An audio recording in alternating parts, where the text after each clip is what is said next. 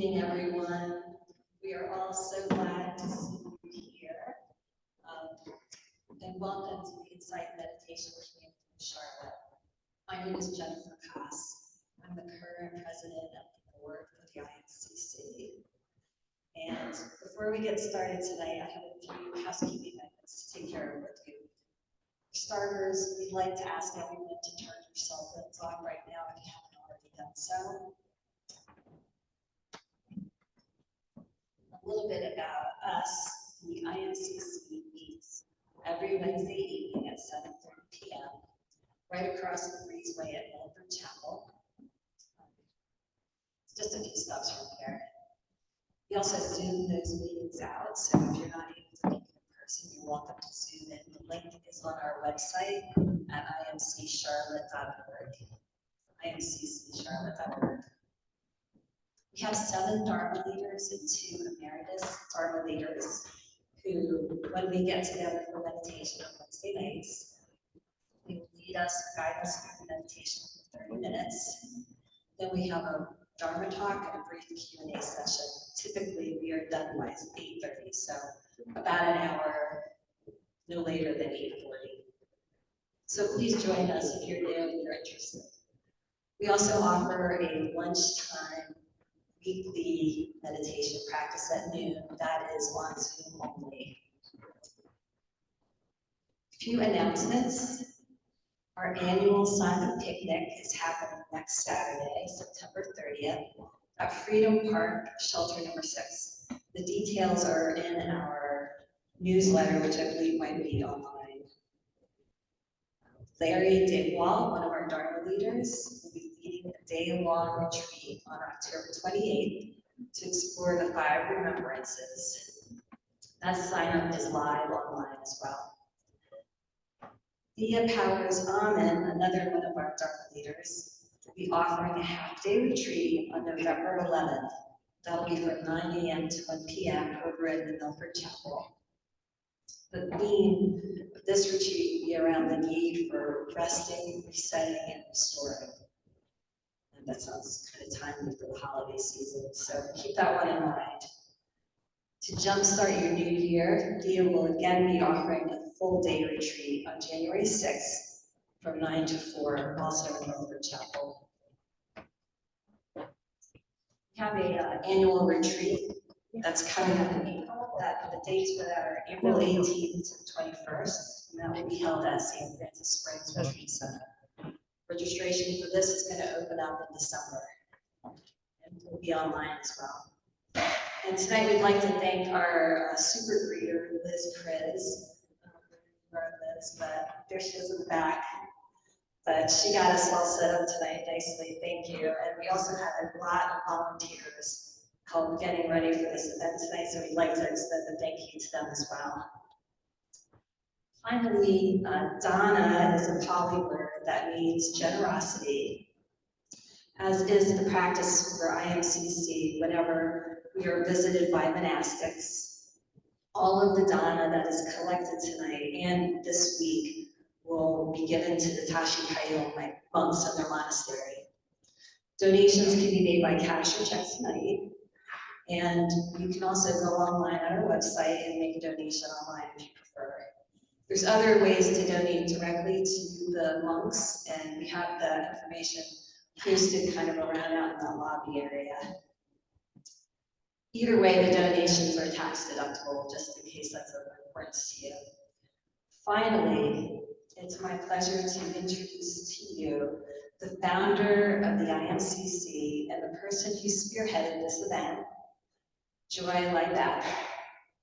Joy holds a PhD in clinical psychology and has been studying Buddhist psychology and philosophy for more than 40 years, and she has over 6 years of meditation practice. So Joy's going to tell you a little more about the monks. Thank you, Jen. So I want to thank Jen and thank Park Baptist Church and Leslie Gibble for helping us. And there's been so many volunteers that I can't name them all, but I want to just give a particular thanks to Lynn Greenberg. The monks have been staying at her house this week. And so I want to give you a little bit of background on the Tashi monks This is their third time here in Charlotte, and so we're really happy to be able to sponsor them. The Tashi Monastery in Tibet, when the Chinese invaded Tibet in 1958, they destroyed the Tashi Monastery, and some of you probably know about the Dalai Lama escaping out of Tibet into India, and so did a number of monks from the Tashi Monastery. And we actually have two monks with us tonight, Venerable Kalsan, who's been a monk since he was 13, and Venerable Sanjay, who's been a monk since he was 14. And both of them did that harrowing trek from Tibet through the Himalayas to India, very dangerous situation. They have to travel at night because military would shoot them on sight if they saw them. So it's wild animals and a really difficult thing. We also have with us tonight Kunzang Tenthel Rinpoche. This is our first time for having a Rinpoche here, and we're really honored for that. And we're happy to have back here again Venerable Lobsang, who was born in India and became a monk at age 11.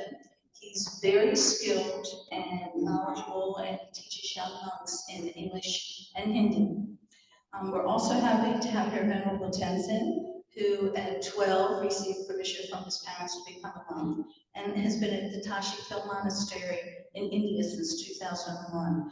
So when the monastery was destroyed in Tibet, and when the monks got to India in 1967, in northern India, they were able to erect the monastery. And so right now they have about 100 monks within that monastery, including the Rinpoche, who the Dalai Lama had acknowledged. He's a very learned man, that he was a Rinpoche. He's part of that. And at the monastery, the Tashi Monastery in India, they do all of the traditional chants and prayers and rituals in monasteries that were done back in Tibet. And you're going to be really privileged to hear some of all of that tonight.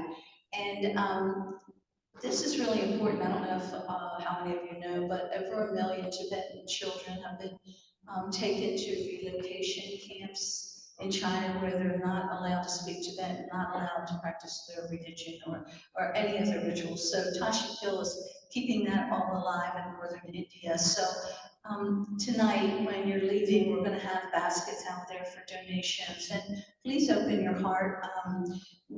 In the area that the monastery is in, it's a very poor area, and a lot of the parents can't afford to get health care or feed their children or have them educated. So they're all welcome into the monastery, and all that's taken care of for them while they're living there.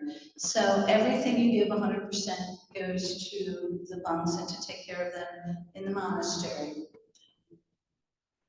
So please think about that when you're leaving. And now I'd like to give a warm welcome to the Tashi monks.